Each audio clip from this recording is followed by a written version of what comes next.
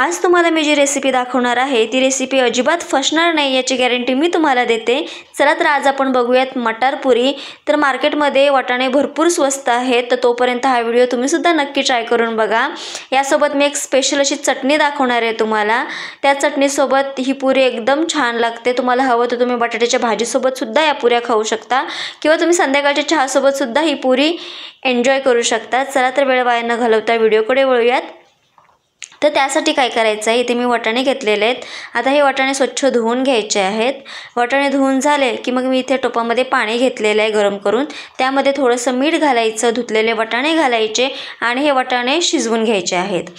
वाटाणे शिजतायत तोपर्यंत आपण इकडे चटणीचं वाटण तयार करून घेऊया। तर त्यासाठी इकडे कढईमध्ये 1 चमचा तेल गरम करून त्याच्यामध्ये एक मध्यम साईजचा कांदा स्लाइस करून घालायचा, आलं आणि त्याच्यामध्ये लसूण घालायचा, टोमॅटो घालायचा, थोडंसं मीठ घालून व्यवस्थित हे सगळं मिश्रण एकजीव करून घ्यायचं। झाकण ठेवून एक 10 मिनिटांसाठी हा टोमॅटो चांगला शिजवून घ्यायचा।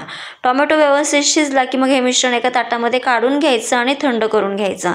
इकडे मिक्सरचं भांडं घेतलेलं आहे, त्याच्यामध्ये हे मिश्रण घालून घ्यायचं। त्यानंतर काय करायचं, ह्याची आपल्याला पेस्ट तयार करून घ्यायची, एकदम स्मूथ अशी। पाणी घालायची अजिबात गरज नाही कारण टोमॅटोला मॉइश्चर ऑलरेडी असतं। आता काय करायचं, इकडे तडका पॅनमध्ये तेल गरम करून त्याच्यामध्ये मोहरी घालायची आणि अर्धा चमचा लाल मिरची पावडर घालून याचा तडका या चटणीवरती ओतून घ्यायचा आणि हे सगळं व्यवस्थित मिक्स करून घ्यायचं आहे। तर आता ही चटणी तयार आहे। टोमॅटोची चटणी खायला खूप छान लागते। तुम्ही कधी केली नसेल तर नक्की ट्राय करून बघा, एकदम भन्नाट चवीची अशी चटणी तयार झालेली आहे। इकडे वाटाणासुद्धा व्यवस्थित उकळलेला आहे। आता काय करायचं आहे, याचं पाणी ओतून घ्यायचं आणि वाटाणे सेपरेट काढून घ्यायचे आहेत आणि हे वाटाणे आपल्याला थंड करून घ्यायचे आहेत। त्यानंतर मिक्सरच्या भांड्यामध्ये तुम्हाला कितपत या पुऱ्या तिखट हव्या आहेत त्यानुसार हिरवी मिरची घालायची, आलं लसूण घालायचा, वाटाणा घालून घ्यायचा आहे त्याच्यामध्ये आणि याची आपल्याला बारीक अशी पेस्ट तयार करून घ्यायची आहे। याच्यामध्ये किंचित असं थोडंसं पाणी घालायचं जेणेकरून एकदम स्मूथ अशी याची पेस्ट तयार होते। तुम्ही बघू शकता इथं अशा पद्धतीने। कणिक भिजवून घेऊयात आता आपण। तर त्यासाठी काय करायचं आहे, इथे मी परात घेतलेली आहे, त्याच्यामध्ये 1 कप गव्हाचं पीठ घालायचं आहे। त्यानंतर त्यामध्ये चवीनुसार मीठ घालायचं, थोडीशी याच्यामध्ये कलोंजी घालायची आहे आपल्याला। त्यानंतर काय करायचं आहे, आपण जी वाटाण्याची पेस्ट तयार करून घेतली होती ती पेस्ट याच्यामध्ये घालून घ्यायची आहे। बारीक चिरलेली कोथिंबीर घालायची, कोथिंबीरचं प्रमाण थोडंसं जास्त घ्यायचं आहे आपल्याला। त्यानंतर व्यवस्थित सगळं मिक्स करून घ्यायचं। या पिठाला वाटाण्याची पेस्ट व्यवस्थित चोळून घ्यायची आहे।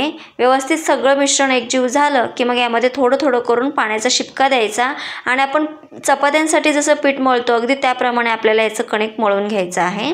शक्यतो पसरट भांडंच घ्यायचं आहे परात, याने काय होतं व्यवस्थित जोर लावून आपल्याला हे कणिक मळता येतं।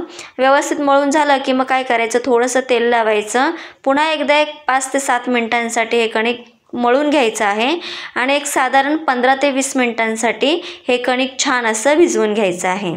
15-20 मिनिटांनंतर काय करायचं आहे, पुन्हा एकदा हे कणिक व्यवस्थित मळून घ्यायचं 1 2 ते 3 मिनिटांसाठी। मी इथे आता प्लॅटफॉर्मवरतीच याच्या पुऱ्या कट करून घेणार आहे। तुम्हाला हवं तर तुम्ही याचे बारीक बारीक गोळे करून पोळपाटवरती सुद्धा याच्या पुऱ्या लाटू शकता, पण मी इथे या सगळ्या पुऱ्या एकसारख्या व्हाव्यात यासाठी मी इथे व्यवस्थित याची एकदम पातळ अशी पोळी लाटून घेते।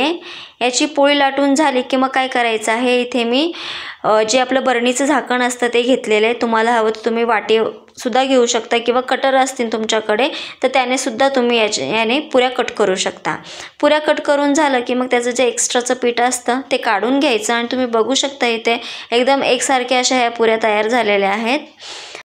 कढईमध्ये तेल गरम करून घ्यायचं। तेल एकदम कडकडीत असं गरम करून घ्यायचं नाही आहे, थोडंसं कोमट झालं की मग यामध्ये पुऱ्या सोडून घ्यायच्या आणि छान अशा दोन्ही साईडनी आलटी पलटी करून तळून घ्यायच्या आहेत। शक्यतो पुरी तळताना आपल्याला सेपरेटच पुरी तळून घ्यायची, याने काय होतं एकदम टम्म अशा ह्या पुऱ्या फुगल्या जातात।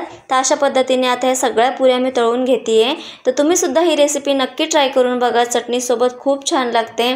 आणि अजून जर का तुम्ही आपल्या नगरी ठसक्या चॅनलला सबस्क्राईब केलं नसेल तर चॅनलला सबस्क्राईब करा आणि तुम्ही सुद्धा आपल्या फॅमिलीमध्ये ॲड व्हा। पुन्हा एकदा भेटूया अशाच चमचमीत झणझणीत आणि इंटरेस्टिंग रेसिपीसोबत। व्हिडिओ शेवटपर्यंत बघितला त्याबद्दल खूप खूप धन्यवाद। Take care, bye bye.